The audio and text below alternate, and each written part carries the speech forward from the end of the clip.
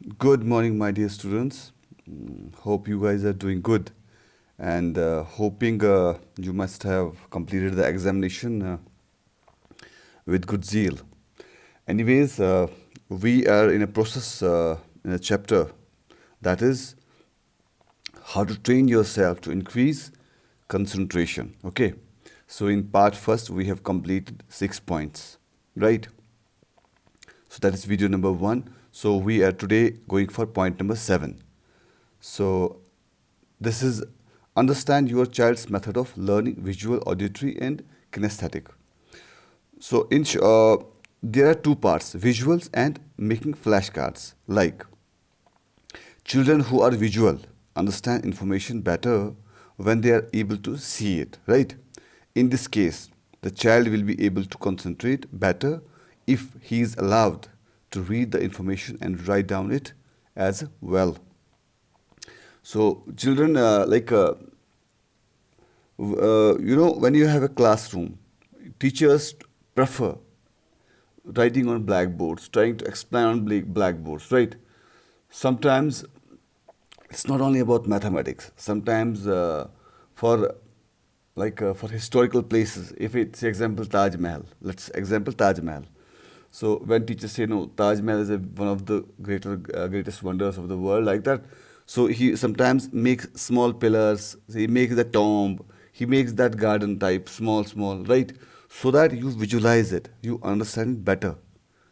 That makes a good concentration. That's like a if some teachers go on reading the books and books and books and books, right? So sometimes, not every time, but sometimes it's like difficult to visualize what's going on. Means we are going about one topic. We are learning about one Taj Mahal. Means most of the people you have not seen, right? In pictures only. So you need to know, children need to know we are learning about what they want to put themselves in that picture. Sometimes when we watch some movies, we in our mind, internal mind, we play characters in that movie. You just check sometimes. Like I will tell you one example. I was watching one movie, Iqbal. It's all about cricket. So there were some sequences where I found myself like I'm inside the movie. Means I'm one of the character playing in the movie. So that's very important. So visualizing is very important. It gives a boost to the concentration. When I example show you when the computer was new in the world, so I was taught by my teacher, see, this is CPU, you touch it, you feel it. This is keyboard, you touch it, you feel it. So the main physical parts were shown to us, like we could understand better. No, this is computer. Not like in imaginary, computer would be like this, computer would be like that. No. So visualizing is very important. Now, making flashcards. See, if your child is learning spelling or even concepts, writing them down on small cards and repeatedly showing them to her will help her understand and learn these concepts that much better faster. Especially it's this making flashcards is especially for the little child, I mean little children like who are like UKG, KGs, first class, second class, like, but in higher hierarchy, we can use them better. There are, say, we have got some few words, spelling, when we go for its spell, it is sometimes very difficult. So learning is the best method, but when we memorize it and write it down on some paper, write it down on paper once, twice, thrice, you see, you will 100% remember it forever. So that's why when we uh, when we understand things, means in a class, you just do a small practice for me. Okay, when you go to your dormitories, means after school, after classes and all, you just sit down and write it down what I have learned today, what topic I have learned today. Just make a small note. You will see how beneficial it will be. You will understand everything because nothing will skip it. You just do it, you will see. So that's why it's being, when we are learning something like concepts and all, you write it down on a page of paper. or page, whatever. So you memorize it. So let's go for the next point. That is point number 8. Prepare yourself for the next task. It is very important also. You just see a skillful carpenter or skillful mason. You know, mason that who builds our home and all. If we think about that him just for a while, he know his task. Like he is giving a plant. After that, he is putting a kind of a cement that is known as DPC. He know after that he has to go for a brickwork. He has to keep some places where he will place the windows. He knows means it's a plan. Understand? So he know what is his next task, when he has to plaster, when he has to put a slab on this. So similarly, when children are busy in doing some work, if they know what is their next task, it becomes interesting for them. No, I have to say example, if children let's say are making a cake in home, like it's a basic thing, no? That confectionery is making. They know we have to bake, means they get instructions from their parents or like a teamwork that we have to cook this cake for this minutes. After that, we have to add this kind of a fragment. We have to add this sugar and all. So this is a kind of a plan. He knows what is his next job. So here we say, when a child is busy, tell him what he has to do next, but allow a few minutes because he's doing that job till he stops and starts the new activity. Like when PT sir takes you for the ground, he always tells you like after this activity means after we go for football, we may have to go for that rope climbing also.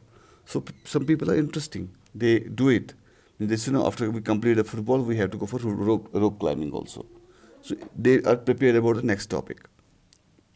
This helps especially when a child is engaged doing something he likes and enjoys doing things, right? Since there would be reluctance to stop what he is doing and start something else. Very easy, right? So preparing for next task is very very important. Uh, Actually, we in other words say planning, right?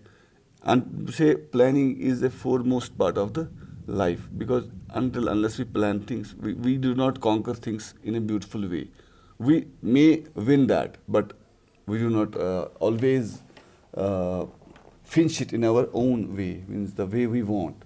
So when we plan things, let's say cross country, when we plan a cross country, it's not like suddenly we just started cross country. We plan it. No, tomorrow today I have to sleep very early. Tomorrow morning I have to get up and early, like go for routine and or washroom and whatever, everything. So that we have no problems, we have no hindrances to complete the that route map. So this is plan. Similarly, when you have exams, you prepare it chapter wise. No, let me finish this chapter today, and from tomorrow onwards I will take the mathematics. So all about preparing yourself for the next task.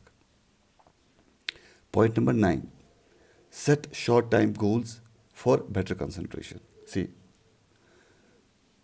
we always find very easy to complete the easy tasks, right?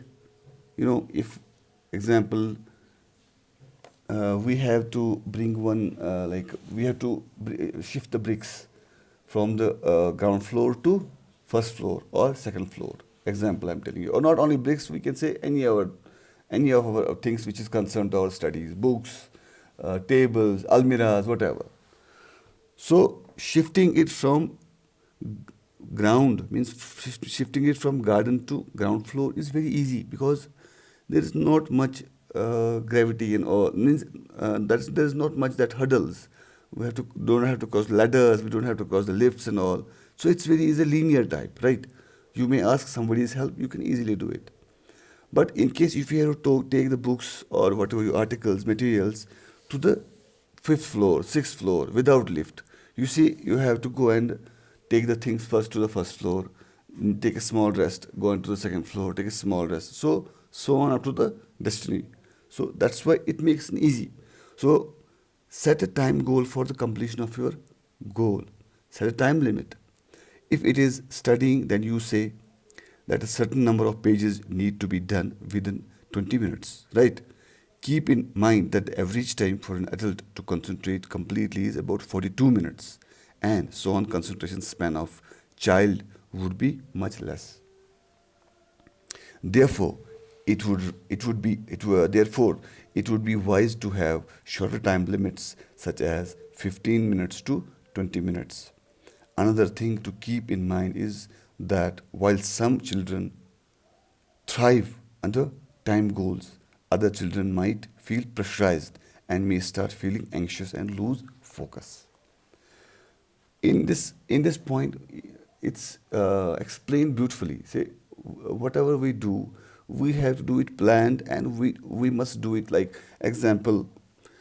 You have gotten. I have given you the topics, right? Let me not go far. Let me concentrate on our topic, that moral values of life. We have completed almost 32 topics, right?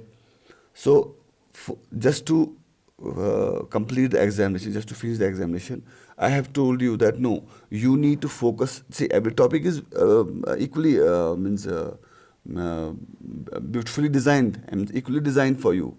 But there are few topics which you need to keep more focus. So I have marked them as red means subtopics. So why I have done that? Because examination you have to pass, right, with a good credit. So unless and until you keep focusing on one topic again and again, again and again, you need to know what is my goal, what is, where I have to focus. Examination is not all everything. You need to know everything. But just for examination, I have given the red marked topic article these topics to focus more and more. Similarly, when you have got an examination, you have 7 chapters to complete in first term. So it's not like overnight you complete it. You make a plan like 5 days, 6 days before. You make it short. You don't. You say, "No, let me complete first 2 chapters in first 2 days, another chapters in another 2 days, and so on up to completion."